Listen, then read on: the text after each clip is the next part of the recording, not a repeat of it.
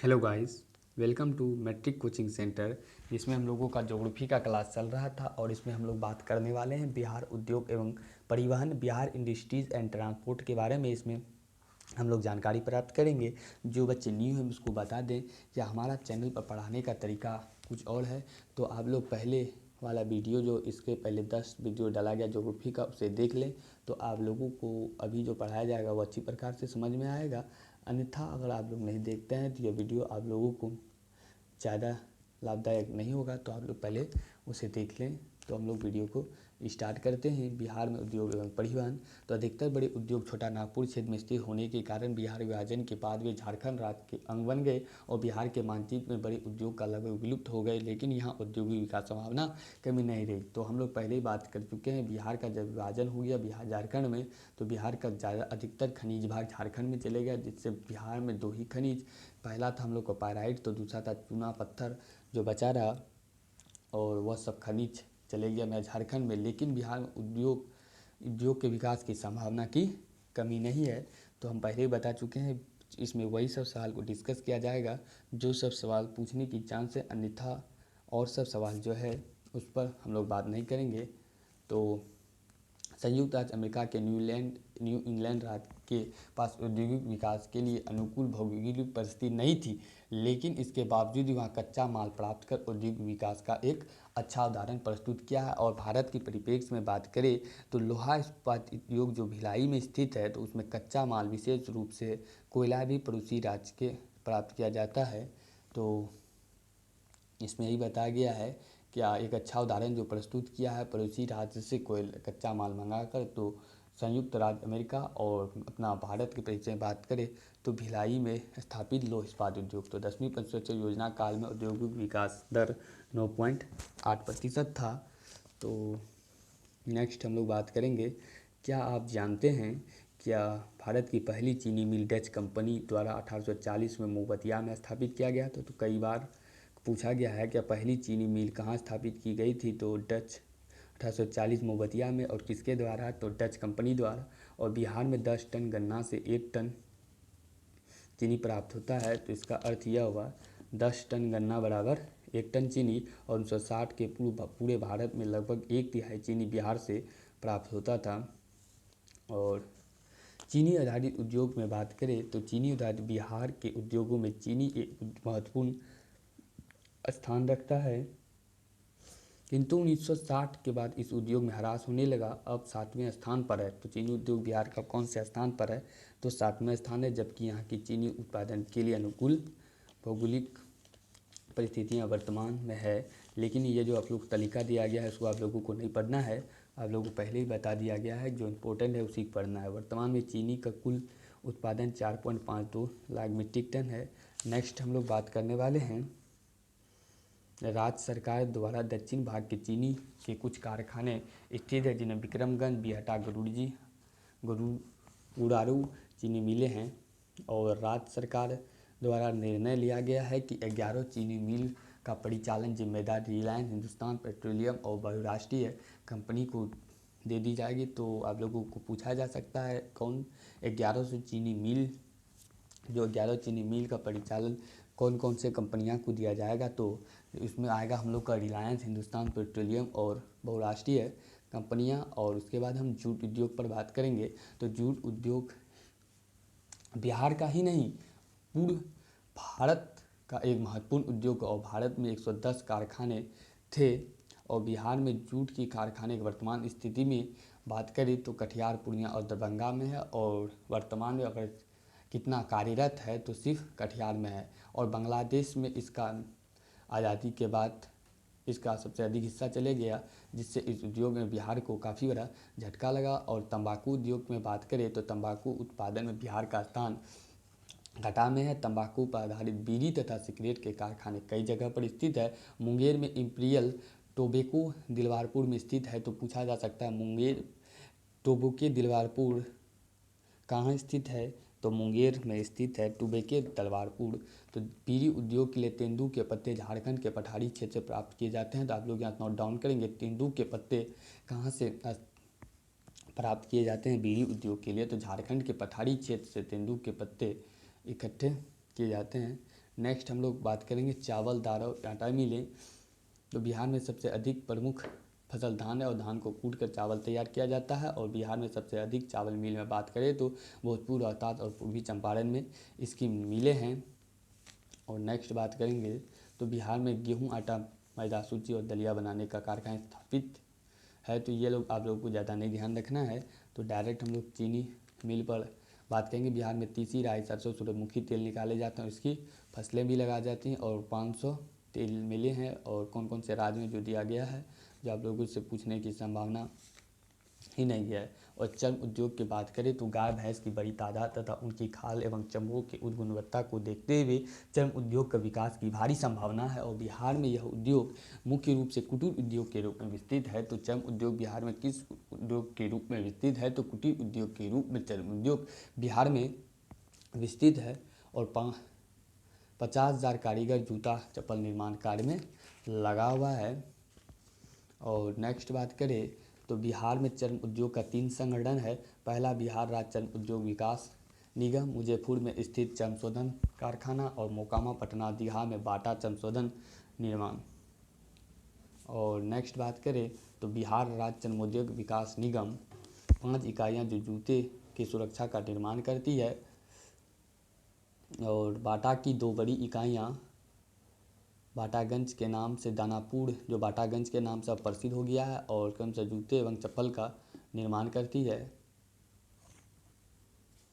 और हम लोगों का एक सवाल है यहाँ, क्या औरंगाबाद के जिले के ओबरा तथा दाऊदनगर का कालीन देश भर संपूर्ण भारत में मांग है? तो वहाँ पूछा जा सकता है औरंगाबाद का कौन सी मांग है? तो ओ से औरंगाबाद, तो ओ से ओबरा और दाऊदनगर में बना कालीन संपूर्ण भारत में मांग है।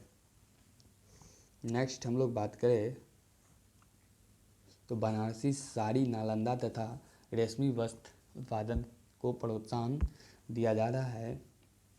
और नेक्स्ट हम लोग बात करेंगे खनिज आधारित उद्योग। तो खनिज पर आधारित कौन कौन सा उद्योग है? बिहार में खनिज का अभाव है, यहाँ मात्र चूना पत्थर एवं पायराइट पर्याप्त परिमाण उपलब्ध है, जो कि हम लोग पिछले चैप्टर में भी इसके बारे में फुल डिटेल पढ़ चुके हैं। तो थोड़ी जानकारी हम लोग यहाँ भी इकट्ठा करते हैं।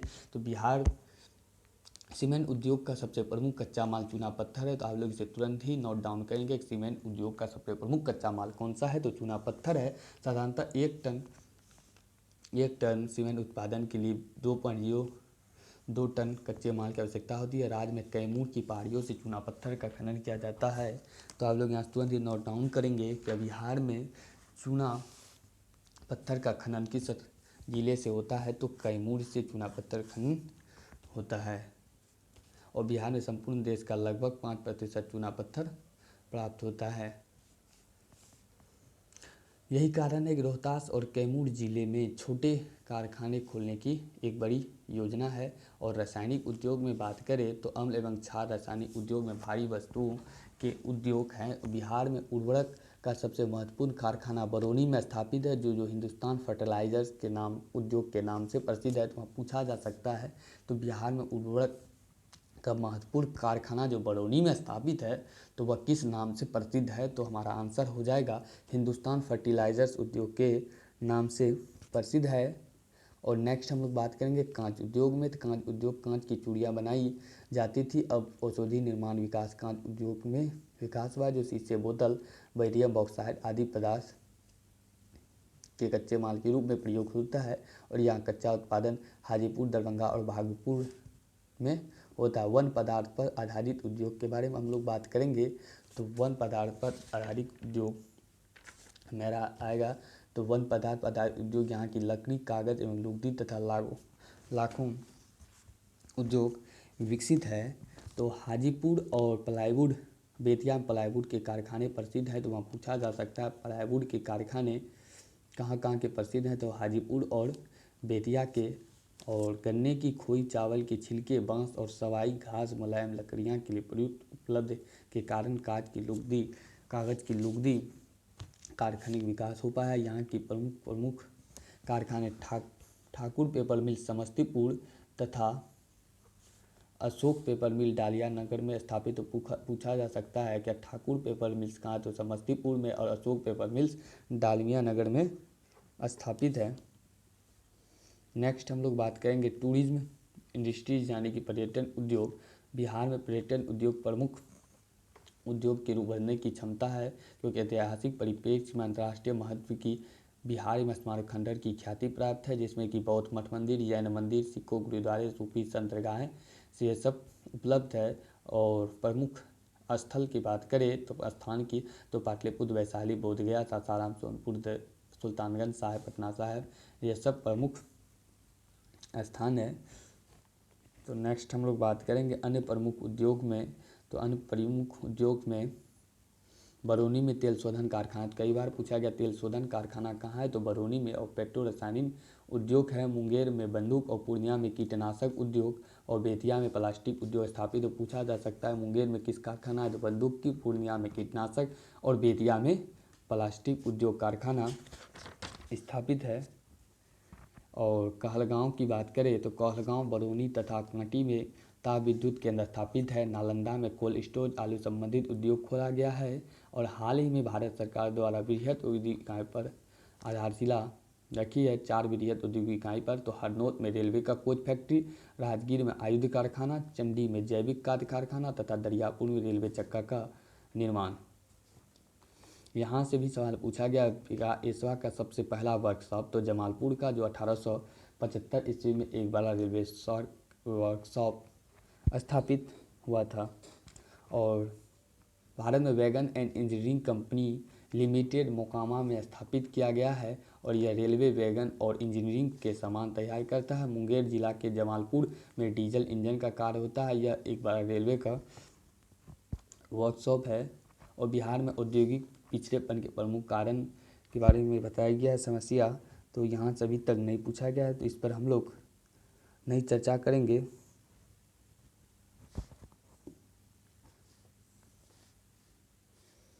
पटना सिलिकॉन पार्क का विकास किया गया है। कंप्यूटर हार्डवेयर के क्षेत्र में कई संस्थाएं काम कर रही है। पटना में सिलिकॉन पार्क का विकास किया गया है। और ये सब आप लोग खुद पढ़ लें, क्योंकि यहाँ सवाल नहीं आता। और बिहार में अब हम लोग परिवहन की बात करेंगे।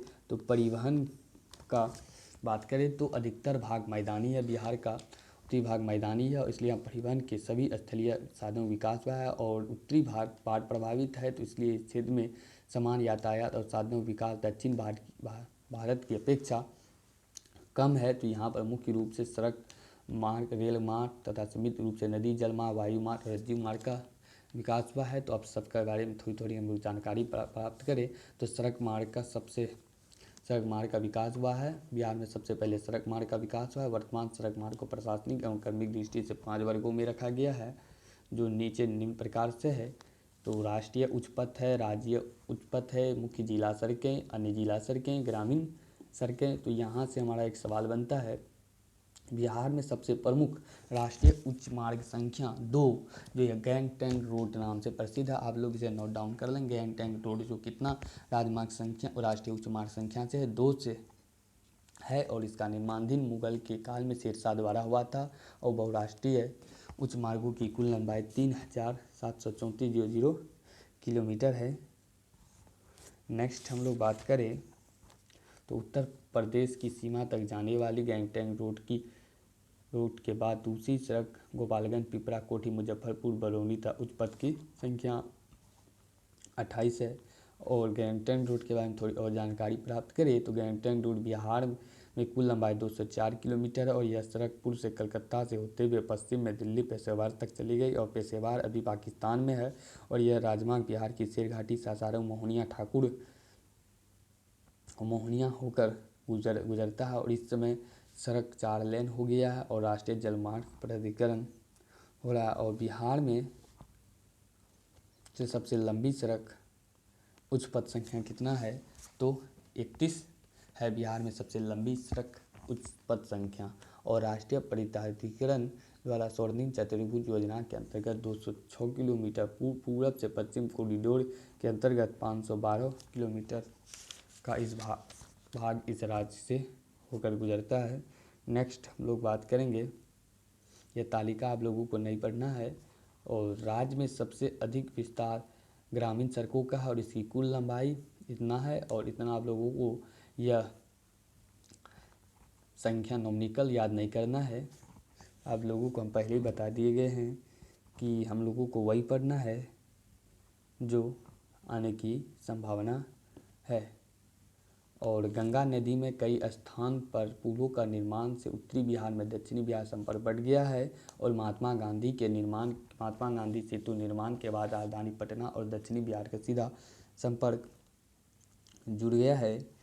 और राज्यों में जो पुल का निर्माण होता है तो उनका जवाबदेही बिहार राज्य सेतु निर्माण निगम लिमिटेड पर है।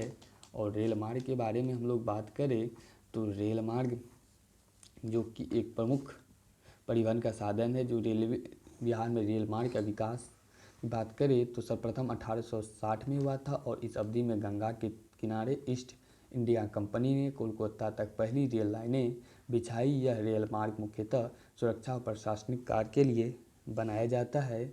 और स्वतंत्रता के बाद मोकामा के पास 1959 में राजेंद्र सेतु निर्माण। स्वतंत्रता के बाद मोकामा के पास कितना ईस्वी में राजेंद्र सेतु निर्माण हुआ था तो 1960 में। और उपरांत उत्तरी और दक्षिणी रेल मार्ग द्वारा स्थापित हो गया। और यहाँ बात करें तो यहाँ से ऑब्जेक्टिव पूछा गया था जब मंदार हिल, जो भागलपुर मंदार हिल है वह किस ज़िले में है तो बांका में है। तो मंदार हिल किस में है तो बांका में। बस यही एक सवाल पूछा गया था। जो मंदार हिल दुमका तक रेल लाइन निर्माणाधीन है, जो मुंगेर से रेलवे लाइन अभी निर्माणाधीन है।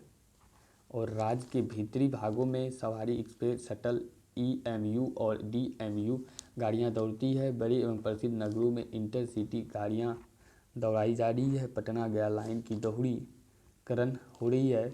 और जलमार्ग की बात करें तो बिहार एक भू आवेशित राज्य है। शायद यही कारण है कि इस राज्य में प्राचीन काल से ही जल का परिवहन कार्य होता रहा है।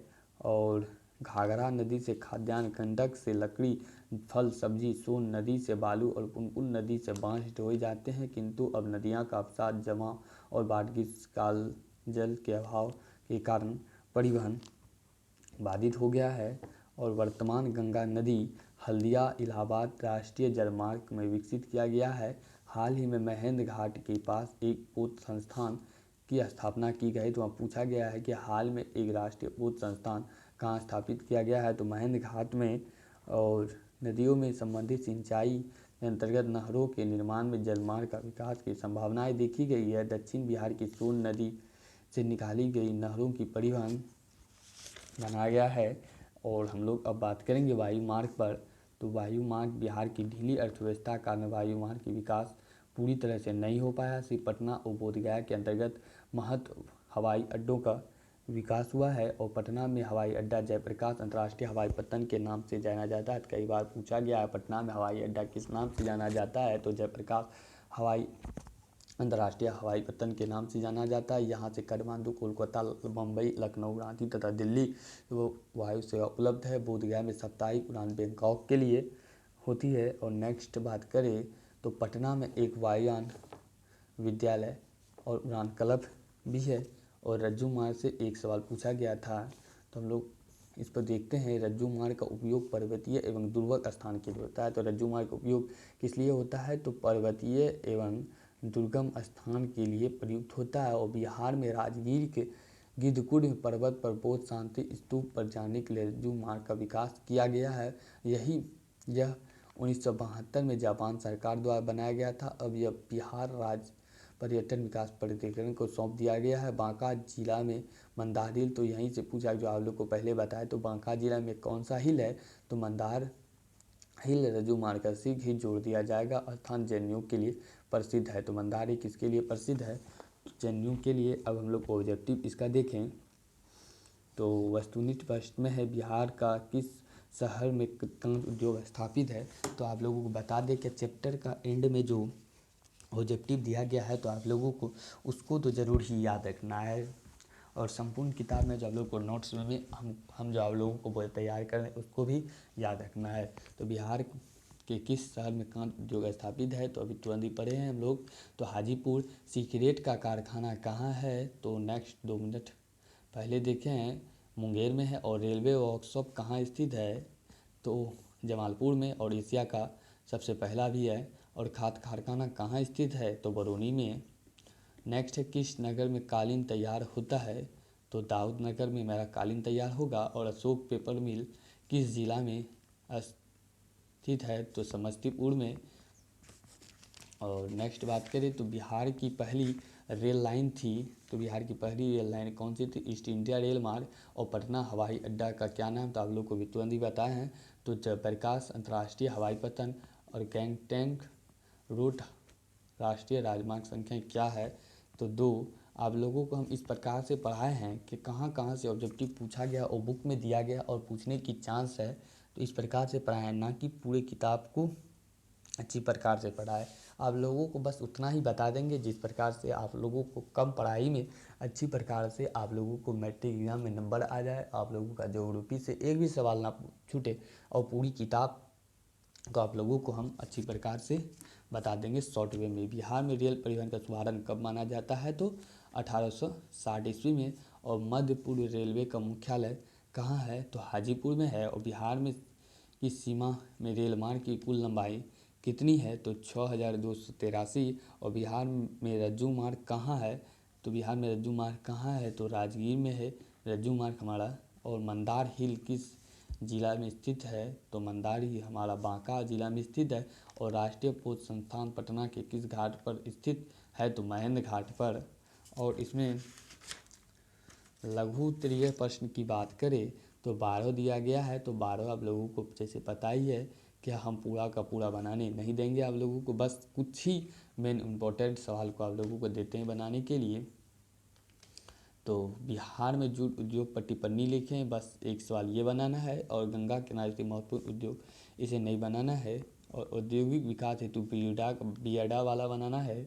और जमालपुर किस चीज़ का वर्कशॉप है, इसे बनाना है। मुंगेर में कौन कौन सी उद्योग, आप लोगों को ये भी नहीं बनाना, ये भी नहीं, एक तो 1 और 3। उसके बाद नेक्स्ट आप लोगों को बनाना है 8, 1, 3, 8। उत्तर बिहार के अपेक्षा दक्षिण बिहार सड़कों का विकास अधिक हुआ है, क्यों।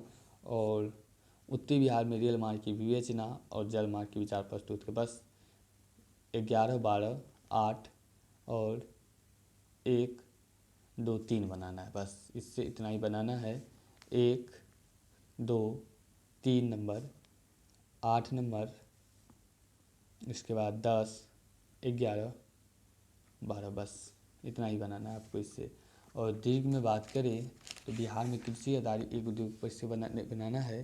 बिहार में वस्त्र उद्योग को भी नहीं बनाना है। बिहार की प्रमुख सड़क मार्ग के विस्तार विकास पटाल, इसे बनाना है, बस इसमें से इसी को बनाना है। और 1 नंबर को बना लीजिएगा, बस हो जाएगा। आप लोगों को बस इतना ही तैयार करना है।